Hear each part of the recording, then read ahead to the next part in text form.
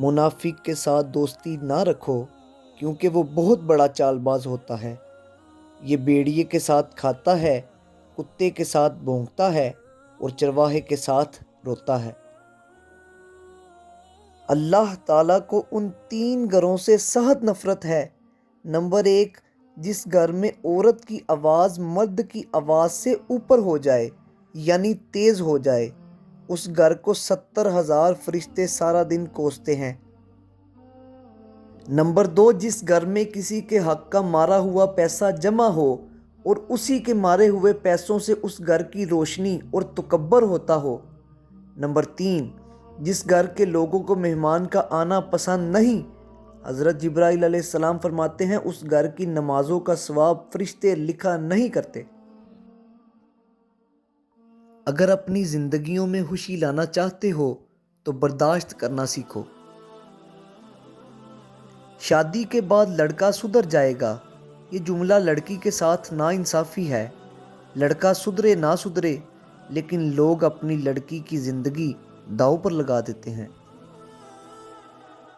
جس چھاؤں سے عزت نفس زخمی ہو اس چھاؤں سے دھوپ ہی بہتر ہے۔ اگر کوئی غبارہ آپ کے منہ پر ہی پھٹ جائے تو غصہ کس بات کا؟ آپ نے ہی اس میں اتنی ہوا بھری اور اسے اس کے ہجوم سے زیادہ کر دیا۔ بالکل یہی معاملہ کچھ لوگوں کا ہے۔ جب آپ ان کے وجود سے بڑھ کر ان سے سلوک کرتے ہیں، ان کے قد سے بڑھ کے عطا کرتے ہیں اور جس چیز کے وہ اہل نہیں وہ احسان ان پہ کریں تو وہ ایک دن آپ کے منہ پہ ہی پھٹ جاتے ہیں۔ منافق جب کسی کو گرانا چاہتا ہے تو اسے دھوکہ نہیں دیتا بلکہ سہارا دیتا ہے۔ ہم اللہ سے محبت کے دعوے تو کرتے ہیں مگر محبت کرنا نہیں آتا۔ سوچنے والی بات یہ ہے کہ ہم اپنے من پسند شخص کو حاصل کرنے کے لیے راتوں کو جاگتے ہیں، دن رات دعائیں کرتے ہیں، بات نہ ہونے پر روتے بھی ہیں، کبھی تو خودکشی تک کا سوچ لیتے ہیں، مگر کیا ہم کبھی اپنے اللہ کے لیے راتوں کو جاگے؟ کبھی اللہ کے لیے تڑپے؟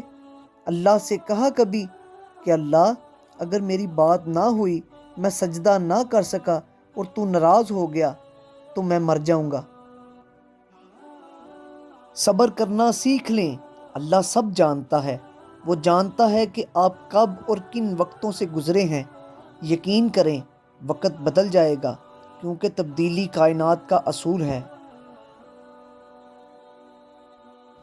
اللہ پاک ضائع نہیں کرے گا تمہاری دعا اور صبر، تم انتظار تو کرو۔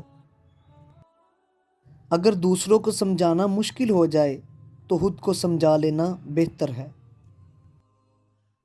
اگر آپ کا اللہ کے ساتھ تعلق ٹھیک نہیں ہے تو کوئی انسانی تعلق آپ کا خالی پن دور نہیں کر سکتا۔ خون کے رشتوں میں بھی ایسے منافق لوگ دیکھے ہیں کہ جو اپنوں سے حسد، جلن اور منافقت کرتے ہیں جبکہ غیروں کی غلامی اور دلالی کرنے پر فخر محسوس کرتے ہیں۔ حضرت علی رضی اللہ تعالی عنہ نے فرمایا، سب سے بڑا جاہل وہ ہے جو ایک پتھر سے 2 دفعہ ٹھوکر کھائے۔ بیکاری اور فقیر میں بہت بڑا فرق ہے۔ اکثر کوئی بیکاری دروازے پر بھیک مانگنے آئے تو ہم اسے فقیر کہہ دیتے ہیں، حالانکہ ایسا نہیں کہنا چاہیے۔ مولا علی علیہ السلام کا ایک لقب امام الفقراء بھی ہے، یعنی فقیروں کا امام۔ جس کو زمانہ ٹھکرا دے اسے بیکاری کہتے ہیں اور جو زمانے کو ٹھکرا دے اسے فقیر کہتے ہیں۔ جس کی امیری اس کے لباس میں ہو وہ ہمیشہ فقیر رہے گا اور جس کی امیری اس کے دل میں ہو وہ ہمیشہ غنی رہے گا۔ جھوٹ کبھی عزت نہیں پاتا چاہے اس کے چہرے پر چاند نمودار ہو جائے، اور سچ کبھی ذلیل نہیں ہوتا چاہے سارا زمانہ خلاف ہو جائے۔ اپنے فیصلوں کو اللہ کی مرضی پر چھوڑ دو، مایوسی تمہیں چھوڑ دے گی۔